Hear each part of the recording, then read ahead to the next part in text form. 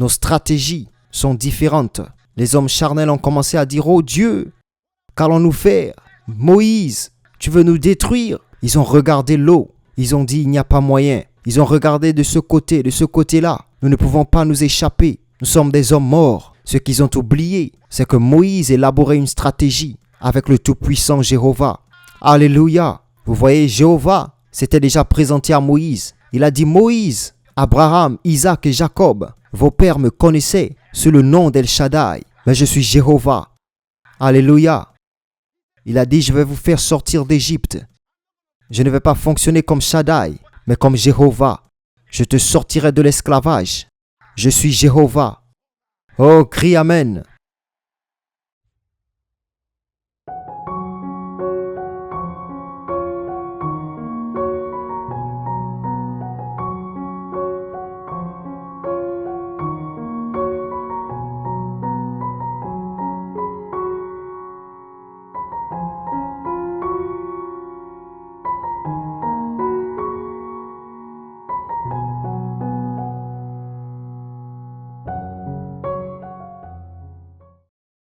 Alléluia. Il dit en espérant contre toute espérance. Il crut en sorte qu'il devint. C'est merveilleux. En d'autres termes, il dit afin qu'il devint. Il crut en l'espoir. N'est-ce pas ce que nous lisons dans Romains chapitre 10, verset 10? Avec le cœur, l'homme croit en vertu de la justice. Dans la bouche, la confession est faite pour qu'il devienne. Il a déclaré sa foi. Donc il a été transporté dans cette position qu'il avait vue avec la bouche. La confession est faite jusqu'à ce que vous vous catapultiez dans cette position que vous avez vue dans votre esprit avec votre bouche. Je vous ai dit, continuez à parler. Que personne ne vous arrête, continuez à parler. Je suis la justice de Dieu en Jésus-Christ. Je marche dans la justice. Au nom de Jésus, je marche dans la justice. Le diable a été vaincu. Arrêtez d'essayer de le vaincre. Nous n'avons pas besoin de vaincre le diable, parce qu'il a déjà été vaincu. Quelqu'un a dit, bien, je lutte avec le diable. Vous n'avez pas besoin de lutter avec le diable. Vous l'avez mis en bas. Il y a un combat de la foi. Et vous devez comprendre, quand la Bible parle du combat de la foi, quand elle parle de notre guerre, qu'est-ce que cette guerre? Qu'est-ce que ce combat de foi? La Bible dit que nous ne luttons pas contre la chair et le sang, mais contre les principautés, contre les puissances, contre les dirigeants des ténèbres de ce monde, contre la méchanceté spirituelle dans les hauts lieux. Il dit que nous ne luttons pas. Que veux-tu dire? Lutter. Le mot lutter ne signifie pas que nous combattons. Ce n'est pas un combat. Il fait référence au combat de foi, pas le combat du diable. Mais il parle des esprits démoniaques des ténèbres qui essaient de vous séparer de la vérité. Et c'est de ça qu'il s'agit. Ce n'est pas comme si nous étions engagés avec des forces sataniques dans un combat physique. Nous ne sommes pas engagés avec des forces sataniques. Quand il parle des fils du diable, qu'est-ce qu'il nous dit de prendre? Il dit le bouclier de la foi. Il ne dit pas de prendre votre bouclier. Il dit c'est le bouclier de la foi. Il n'a pas dit un bouclier physique. La foi est votre bouclier. Vous comprenez? La foi est votre bouclier. Ce n'est pas qu'il y ait un bouclier. Il ne s'agit pas d'un bouclier dans le monde de l'esprit qui est appliqué par la foi. Est-ce que vous m'entendez? Il n'y a pas de bouclier dans le domaine de l'esprit que nous devons prendre par la foi et l'utiliser. Non. Votre foi est le bouclier. C'est pourquoi on l'appelle le bouclier de la foi. Votre foi est le bouclier. Et il dit l'épée de l'esprit. Qu'est-ce qu'il dit? Il dit la parole de Dieu que vous proclamez, que vous confessez, que vous déclarez, que vous confessez et annoncez. Il dit que c'est l'épée de l'esprit. Ce n'est pas qu'il y a une épée dans le domaine de l'esprit que vous déclarez, je prends maintenant au nom de Jésus. Non, lorsque vous parlez la parole de Dieu, c'est là l'épée. Lorsque vous tenez bon dans la foi et proclamez la parole dans la foi, c'est le bouclier. Vous n'avez pas besoin d'imaginer un bouclier et d'essayer de l'attraper. Je confesse que je reçois le bouclier de la foi. Non, non, non. Votre foi est le bouclier. Laissez-moi juste prendre 2 Corinthiens, dans le 10e chapitre, le verset 3. Oh, nous sommes des vainqueurs en Jésus-Christ, car même si nous marchons dans la chair, nous ne combattons pas après la chair. Il dit bien que nous marchons dans la chair. Cela signifie marcher dans un corps humain. Nous ne combattons pas selon la chair, car les armes avec lesquelles nous combattons ne sont pas charnelles, mais elles sont puissantes en la vertu de Dieu, afin de renverser les forteresses, abattre toute imagination et toutes les choses élevées qui s'est exaltée contre la connaissance de Dieu et ramener captive toute pensée à l'obéissance du Christ. Maintenant, je veux que vous compreniez que cela ne doit pas être sorti de son contexte. Nous allons le lire dans son contexte pour commencer à comprendre. Je lis à partir du verset 1. La plupart d'entre nous savent comment le citer à partir du verset 3. Peu d'entre nous savent ce qui est connecté à partir du verset 1. Mais lorsque vous commencez à le lire à partir du verset 1, puis au-delà du verset 5, vous comprenez. Verset 1. Moi, Paul, je vous prie par la douceur et la bonté de Christ, moi humble d'apparence quand je suis au milieu de vous et plein de hardiesse à votre égard quand je suis éloigné, je vous prie lorsque je serai présent de ne pas me forcer à recourir avec assurance à cette hardiesse dont je me propose d'user contre quelques-uns qui nous regardent comme marchant selon la chair.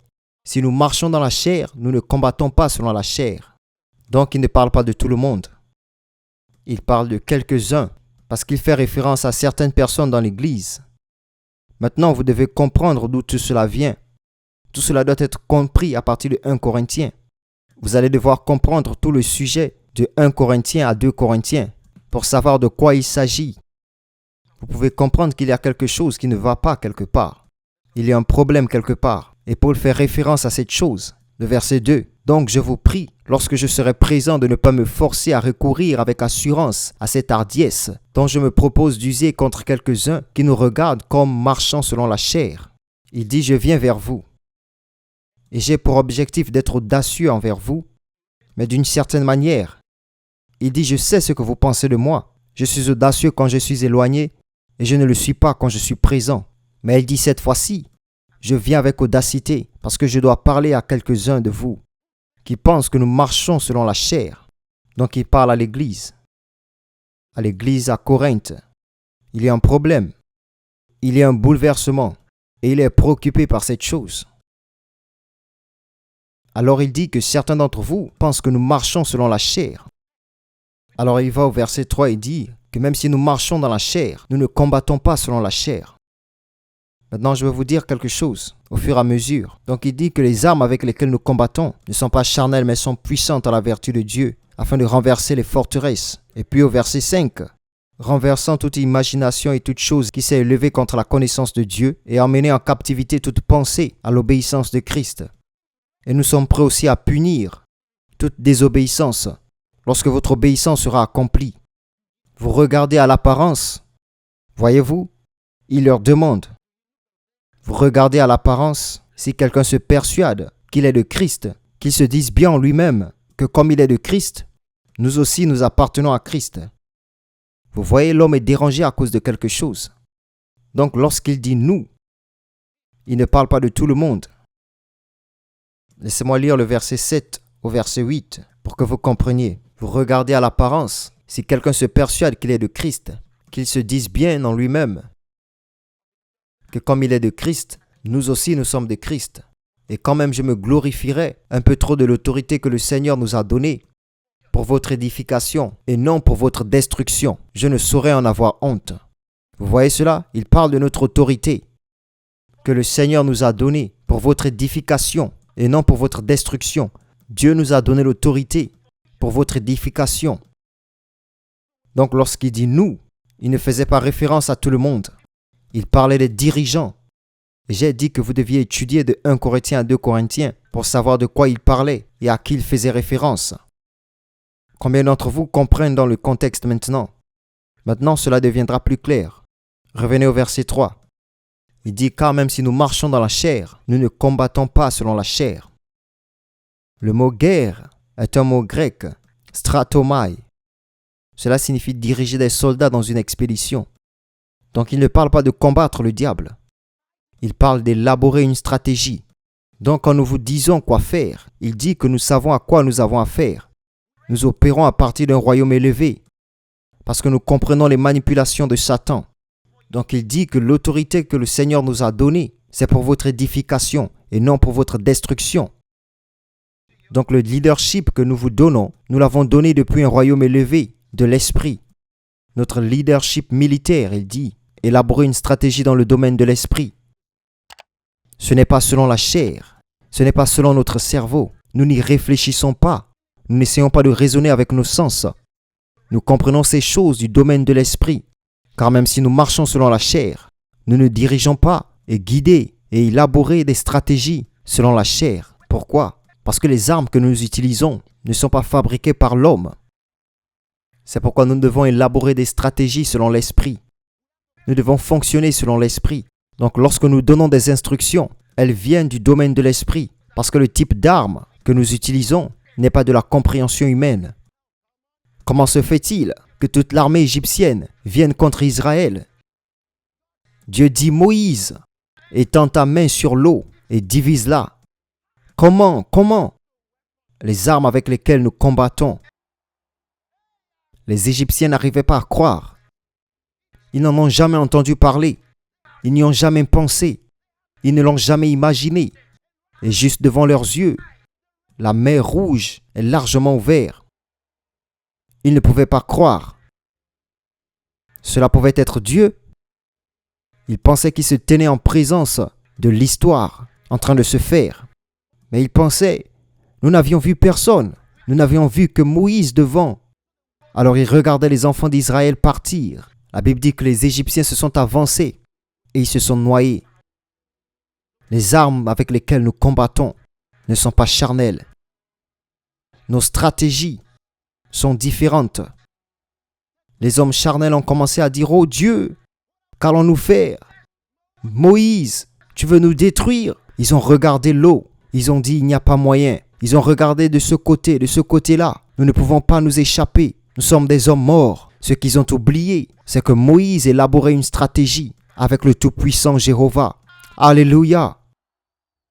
Vous voyez, Jéhovah s'était déjà présenté à Moïse. Il a dit, Moïse, Abraham, Isaac et Jacob, vos pères me connaissaient sous le nom d'El Shaddai, mais je suis Jéhovah. Alléluia. Il a dit, je vais vous faire sortir d'Égypte. Je ne vais pas fonctionner comme Shaddai, mais comme Jéhovah. Je te sortirai de l'esclavage. Je suis Jéhovah.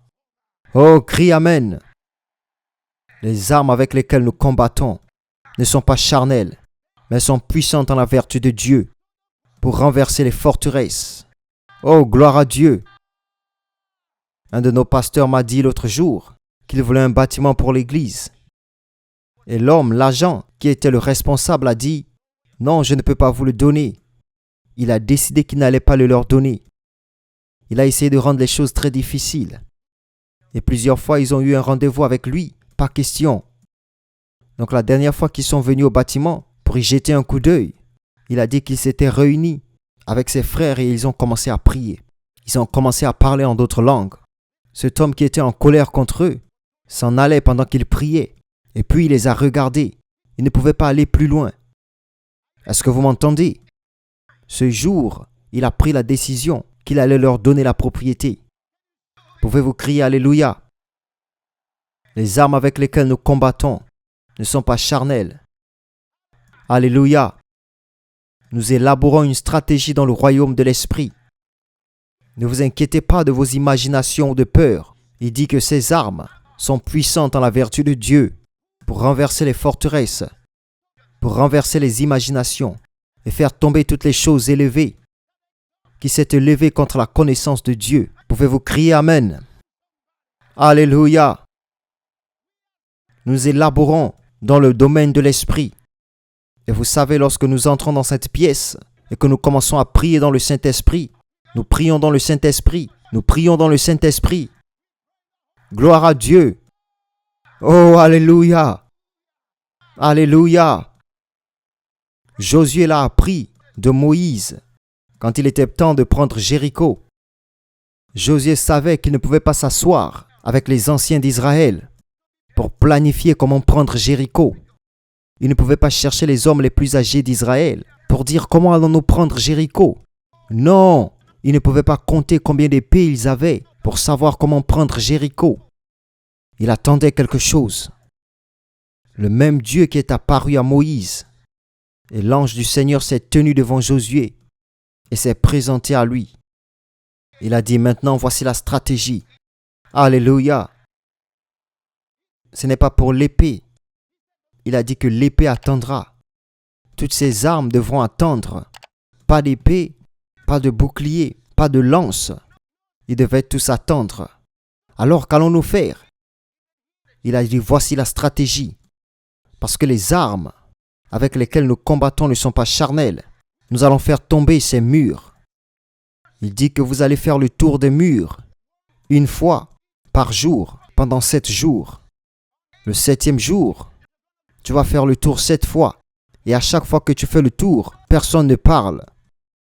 Le dernier tour, la 7e fois du 7e jour, il a dit que tu sonneras de la trompette et tu cries « Gloire à Dieu! Gloire à Dieu! Oh, Alléluia!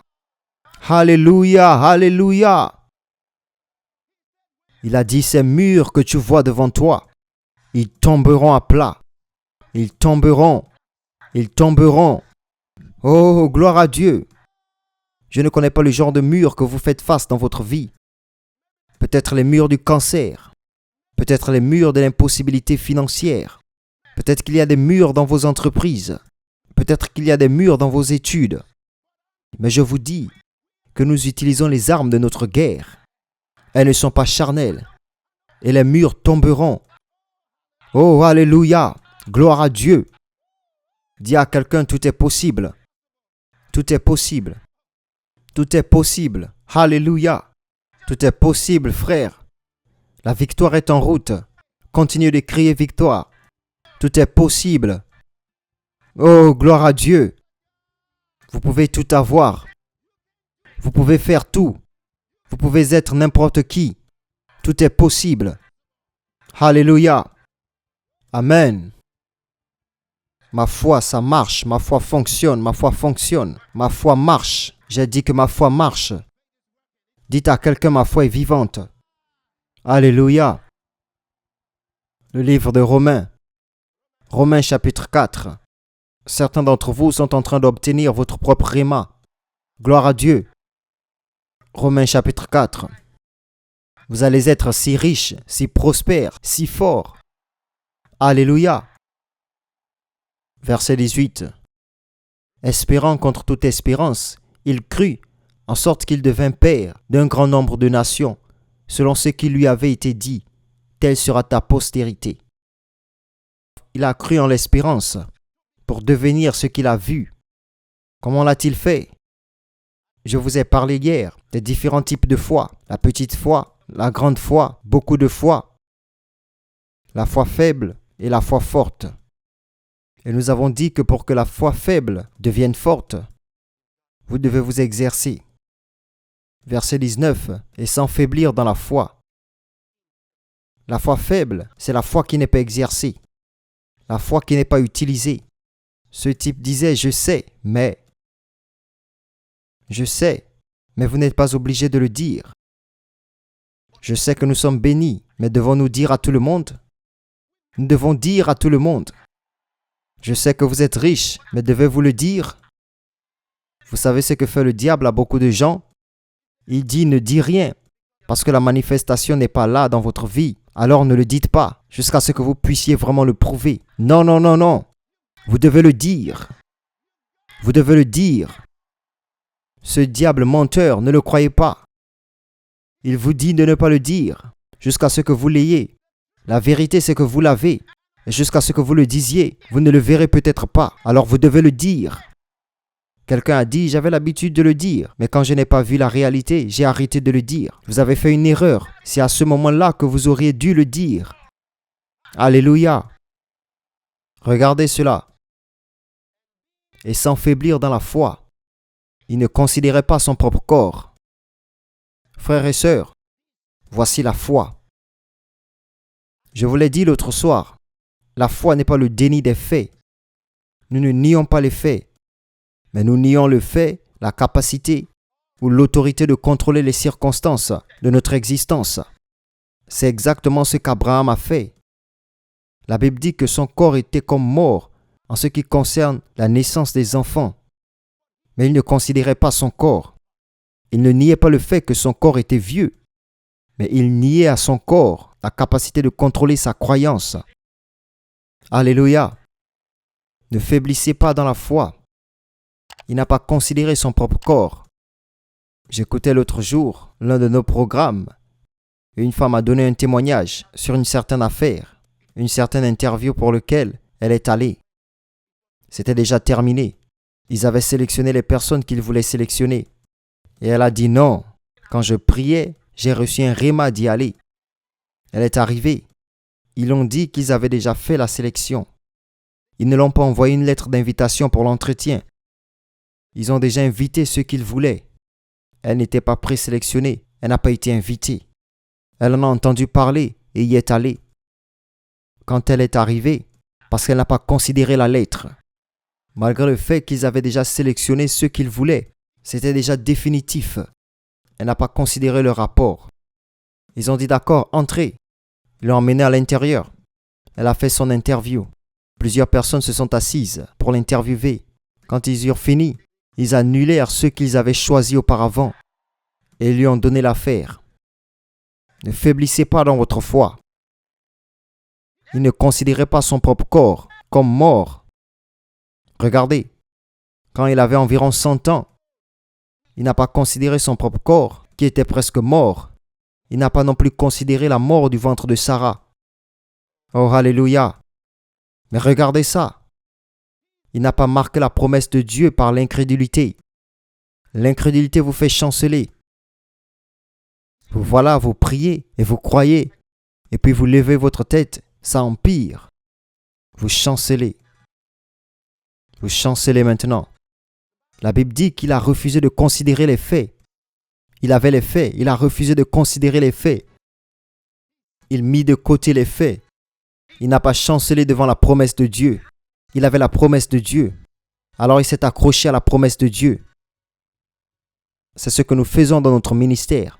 Nous nous accrochons à la promesse de Dieu. Alléluia. Nous nous accrochons à la promesse de Dieu. Il a dit et nous nous y accrochons. Il n'a pas chancelé face à la promesse de Dieu à travers l'incrédulité. La Bible dit, mais il était fort dans la foi, donnant la gloire. Comment donnez-vous la gloire? Laissez-moi vous expliquer. Vous savez, dans nos vies, nous devons chercher la gloire de Dieu et lui donner la gloire. Arrêtez de chercher votre maladie. Écoutez cette parole. Arrêtez de chercher votre maladie. Cherchez votre guérison. Écoutez-moi, vous savez, dans la vie, vous sentez, hey, je ferais mieux de découvrir ce que c'est. Vous cherchez votre maladie. Cherchez votre guérison. Beaucoup ne cherchent pas leur guérison. Si vous avez un problème dans votre corps ou des problèmes dans votre vie, pouvez-vous reconnaître ce gonflement, cette goutte? La Bible dit qu'il n'a pas chancelé devant la promesse de Dieu par incrédulité, mais il était fort dans la foi, donnant la gloire. Comment donnez-vous la gloire? À chaque fois qu'il regardait sa femme et disait « Chérie, tu as l'air plus fraîche », il a dit que je peux voir le changement. Ton corps est en train de changer. Merci, merci, merci Seigneur, merci Seigneur. Je peux voir le changement. Puis-je vous dire quelque chose? Vous savez, certaines personnes qui sont enceintes, et à chaque fois qu'elles perdent leur grossesse, vous savez ce qu'elles disent? Oh, j'ai vu du sang. Oh, vous cherchez la mauvaise chose. Alléluia. Arrêtez de chercher la mauvaise chose. Ne laissez pas la peur s'emparer de vous. Il n'a pas chancelé devant la promesse de Dieu par l'incrédulité. Il était fort dans la foi, donnant gloire à Dieu. Il reconnaissait les changements. Vous savez, Élie attendait Dieu. Il y avait un son et Dieu n'était pas là. Il attendait. Tout ce qui pouvait emmener Dieu n'a pas emmené Dieu. Où était Dieu? Dieu était dans la petite voix douce. Dieu ne s'est pas manifesté de la manière dont il s'attendait à ce qu'il se montre. Cet enfant qui n'était pas capable de marcher. Quand vous vous réveillez le matin, n'avez-vous pas remarqué que ses jambes ont bougé et changé de position? N'avez-vous pas observé? Alors que vous auriez dû rendre gloire à Dieu, cette jambe a bougé. Je l'ai vue, elle a bougé. Merci Jésus. La Bible dit qu'Abraham crut en espoir de devenir. Avec la bouche, la confession est un fait. Vous voulez passer d'un point A au point B. Vous allez devoir vous parler à vous-même jusqu'à ce point. Vous allez devoir vous parler à vous-même avec force. Vous allez devoir vous parler à vous-même jusqu'à cet endroit où vous voulez être. Ils ont refusé de vous promouvoir. Oubliez. Cette promotion ne vient pas de l'Est ou de l'Ouest ou du Sud. Elle vient de Dieu. Alors qu'allez-vous faire? Parlez à vous-même jusqu'au sommet. Dites à quelqu'un, utilisez votre bouche. Dites à l'autre personne, utilisez votre bouche. Utilisez votre bouche. Utilisez votre bouche. Le miracle est dans votre bouche.